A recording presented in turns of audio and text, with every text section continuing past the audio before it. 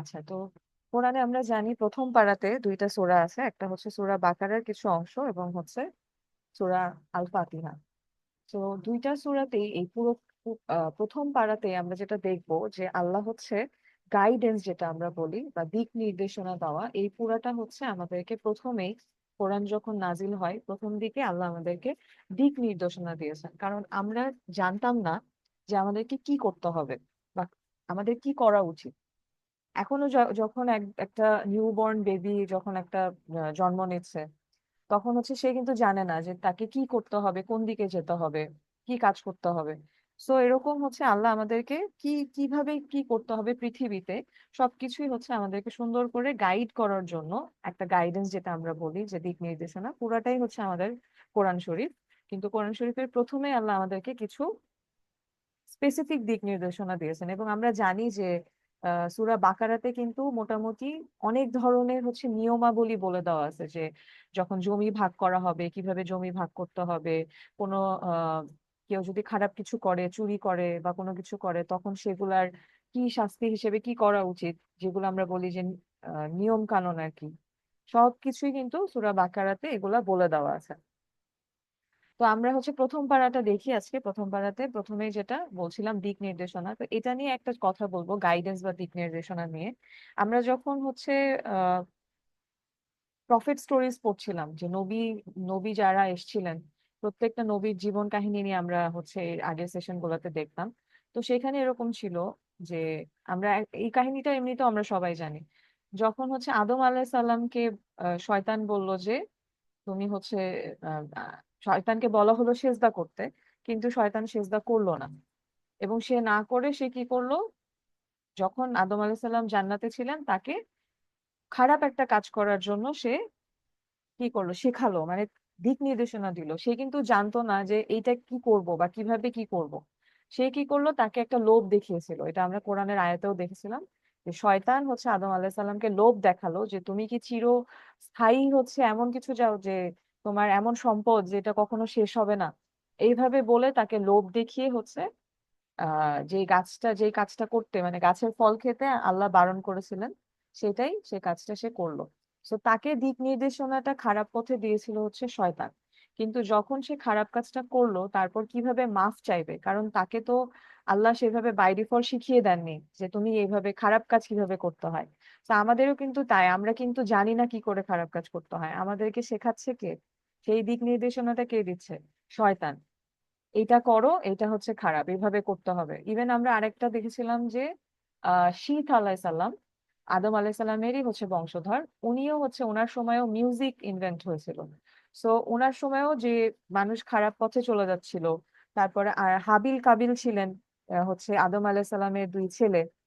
তারা এই যে এই মিউজিক কিভাবে এসছে, কিভাবে হচ্ছে যে আহ মানুষকে মিউজিকের সাথে হচ্ছে শয়তান পরিচয় করালো। তারপর কিভাবে হাবিল কাবিলকে শেখানো হলো, মোস্ট প্রবাবলি কাবিলকে শেখানো হয়েছিল যে কিভাবে খুন করতে হয়। তো এই খারাপ জিনিসগুলোর দিক নির্দেশনা আমাদেরকে কে দিচ্ছে? কন্টিনিউয়াসলি শয়তান দিচ্ছে। আর অ্যাকচুয়াল দিক নির্দেশনা যেটা আমাদের ফলো করা উচিত, সেটা হচ্ছে আমাদেরকে আল্লাহ কোরআন শরীফে দিয়ে দিয়েছেন। এবং এখানে আমরা দুইটা ডিফারেন্সিয়েট করতে পারি, যারা শয়তানের অনুগামী হচ্ছে, শয়তানের দিক নির্দেশনা মেনে চলছে, তারা জাহান্নামী হবে, কারণ আল্লাহ বলেই দিয়েছেন যে শয়তানের চিরস্থায়ী জায়গা হচ্ছে জাহান্নাম।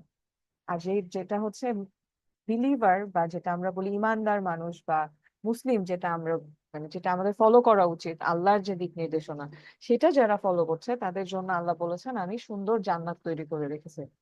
তো এখানেই কিন্তু এই দিক নির্দেশনাটা দিয়ে কিন্তু দুইটা আলাদাভাবে ডিফারেন্সিয়েট করা যায়। আচ্ছা, তো আমরা চলে যাই সূরা ফাতিহাতে। সূরা ফাতিহার প্রথম থেকে আমরা জানি, এটার অর্থ হয়তো বা আমরা প্রত্যেকদিনই নামাজে পড়ি কিন্তু আমরা জানি না। তো আমরা হচ্ছে আজকে একটু তাফসীরটা এটাই আলোচনা করব এবং দেখবো যে আসলে সূরা ফাতিহাটা কি সুন্দরভাবে তৈরি করা, কিভাবে স্ট্রাকচার্ড ওয়েতে আল্লাহ প্রথম 7টা আয়াতে আল্লাহ কিভাবে বলে দিয়েছেন যে আমরা প্রত্যেকদিন আল্লাহর কাছে অ্যাকচুয়ালি কি চাইছি। দিক নির্দেশনা চাচ্ছি, যে আল্লাহ আমাদেরকে সঠিক পথে রাখো, সরল পথে রাখো। কারণ আল্লাহও জানেন যে আমরা পৃথিবীতে কেন এসেছি। কারণ শয়তান আমাদেরকে ভুল পথে নিয়ে গিয়েছিল, ভুল পথ দেখাচ্ছিল শয়তান। সেই জন্য আমরা যাতে পথ থেকে বিপথে চলে না যাই, কন্টিনিউয়াসলি আমাদেরকে 5 ওয়াক্ত 5 বার করে আল্লাহ বলছে আমার কাছে তোমরা দোয়া করো, আমার কাছে সাহায্য চাও। তো প্রথমেই শুরু করি, পরম করুণাময় অসীম দয়ালু আল্লাহর নামে শুরু করছি। যাবতীয় প্রশংসা জগৎ সমূহের প্রতিপালক আল্লাহর জন্যই। তো সূরা ফাতিহাতে প্রথম অংশটাতে যেটা করা হয় যে আল্লাহর প্রশংসা করা হয়, যে যাবতীয় প্রশংসা জগৎ সমূহের প্রতিপালক। আমরা জানি আল্লাহর নাম হচ্ছে মালিকুল মুলক, মানে আল্লাহ হচ্ছে সবকিছুর মালিক, প্রত্যেকটা জিনিসের মালিক। আমারও মালিক হচ্ছে আল্লাহ। ইভেন আমি এখন যেখানে বসে আছি, যা যা করছি, সবকিছুর মালিকই একমাত্র আল্লাহ। তো সকল প্রশংসাও একমাত্র তারই হবে। এবং তিনি হচ্ছে পরম করুণাময়, অতি দয়ালু এবং প্রতিফল দিবসের মালিক। এই দুইটার মধ্যে কি হচ্ছে, আমরা ভুল করি, আল্লাহ মাফ করে দেন।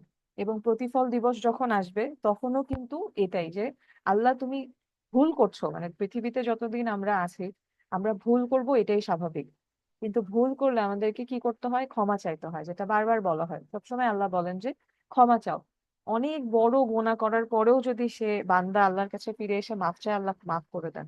তাহলে সব থেকে পরম এক্সট্রিম লেভেলের যদি কেউ মার্সিফুল থেকে থাকে, দয়ালু থেকে থাকে, সেটা হচ্ছে শুধুমাত্র আল্লাহ। তো আল্লাহ বলে নিচ্ছেন যে প্রথমেই যে উনি কিরকম, উনি as a Lord, as a হচ্ছে রব হিসেবে উনি কিরকম, এটা উনি প্রথমেই বলে নিচ্ছেন ওনার বৈশিষ্ট্য, যে আমি পরম করুণাময় ও অতি দয়ালু। তাহলে তোমরা যদি ভুল করেও থাকো তাহলে অবশ্যই আমার কাছে ক্ষমা চাও, আমি ক্ষমা করে দিব। এরকম আয়াতও আমরা কোরআনে দেখেছি।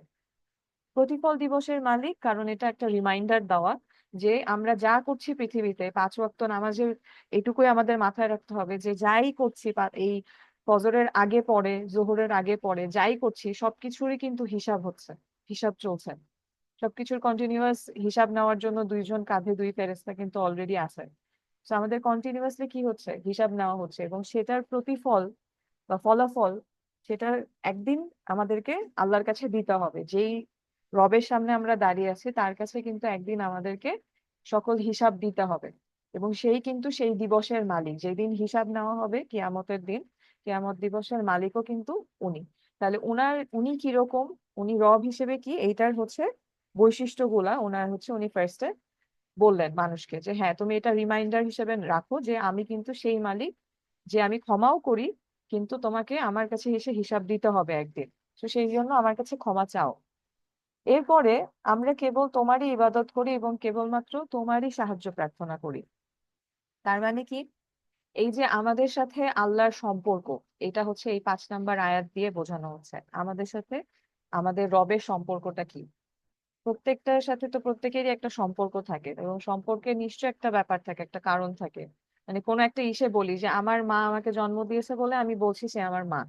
তো এই যে সম্পর্কটা কি হচ্ছে, যে আমার রবের আমি ইবাদত করি। আমার এই জন্যই সে আমার রব, যে আমি তার ইবাদত করব। এবং কি করব, আমরা সাহায্য প্রার্থনা করার জন্য আল্লাহর কাছে আসব। সাহায্য প্রার্থনা আমরা মানুষের কাছে করতে চাই, সবসময় ভুল করি যেটা, এটা কখনো করে না যে মানুষের কাছ থেকে না করে আল্লাহর কাছে সাহায্য চাওয়া উচিত। ইভেন আমার, আমি ডিসিশন নিতে পারছি না লাইফে এখন যে আমি কি করব, ছোট থেকে ছোট ডিসিশন ইনস্ট্যান্টলি আমার মনে হচ্ছে আমি কি করব। আমরা জানি যে ইস্তেখারার দোয়া থাকে, ছোট দোয়া বড় দোয়া ইস্তেখারার আছে। ইস্তেখারা করে আমি আল্লাহর কাছে চাই, আল্লাহ আমাকে সাহায্য করো, আমি বুঝতে পারছি না কি করব। যে কোনো কিছুতে আমার হয়তো বা এখন একটু হাত কেটে গেল, আমি হচ্ছে যে এই করছি, যে তো আমি দোয়া করতে পারি যে আল্লাহ আমার হাতটা কেটে গেল, ভালো করে দিও। আমরা এগুলা না করে সবসময় মানুষের কাছে যাই, মানুষের কাছে আগে করি। কিন্তু আল্লাহ চান যে অবশ্যই আল্লাহর কাছে আমরা প্রথমে সাহায্য প্রার্থনা করি। তো এটা হচ্ছে আল্লাহর সাথে আমাদের সম্পর্ক, যে হ্যাঁ আমরা তার ইবাদত করি এবং তার কাছে সাহায্য প্রার্থনা করি। 6 নাম্বার হচ্ছে ইহদিনাস সিরাতাল মুস্তাকিম। আমরা জানি এটা মানে হচ্ছে যে আমাদেরকে আল্লাহ সঠিক পথ দেখাও। সিরাতাল মুস্তাকিম মানে হচ্ছে সঠিক পথটাকে দেখাও, সরল পথটাকে দেখাও। সরল সঠিক পথ কোনটা, যেই পথে থাকলে, যেই পথটা আল্লাহ আমাদেরকে বলে দিয়েছেন থাকো, যে পথ এটা নিয়ে আরেকটু পরে আমরা দেখবো। সূরা বাকারাতে শুরুতেই আবার আল্লাহ বলে দিয়েছেন যে সরল সঠিক পথে যারা থাকে তাদের কি কি বৈশিষ্ট্য, মানে একজন মুসলিম হিসেবে, একজন ইমানদার হিসেবে কি কি বৈশিষ্ট্য থাকা উচিত, সেগুলো আবার সূরা বাকারাতে হচ্ছে প্রথমেই আছে। তো ওটা দেখবো আমরা। তো যারা ওটা মেনটেন করে, মানে আল্লাহর হুকুম অনুযায়ী চলা, আল্লাহ যা বলেছেন করা, সেটার অনুযায়ী চললেই সেটা হচ্ছে সঠিক সরল পথ। এবং সেই পথে থাকলে কি হবে, সেই পথে থাকলে আল্লাহর অনুগ্রহ পাওয়া যাবে। সেই পথে থাকলে এই যে আমাদেরকে সরল সঠিক পথ প্রদর্শন করো এবং তার প্রতি অটুট থাকার তৌফিক দান করো, তাদের পথ যাদের প্রতি তুমি অনুগ্রহ করেছো। তো এটাই হচ্ছে সেই পথ। আল্লাহর কথা মতো চলছে যারা, তারাই কিন্তু তাদের আল্লাহর অনুগ্রহ কিন্তু তারাই পাচ্ছে। তাদের উপর আল্লাহ কখনো রাগ করছে না, আল্লাহ অনেক খুশি থাকছে যে হ্যাঁ আমি যা করতে বলছি সেটা সে করছে।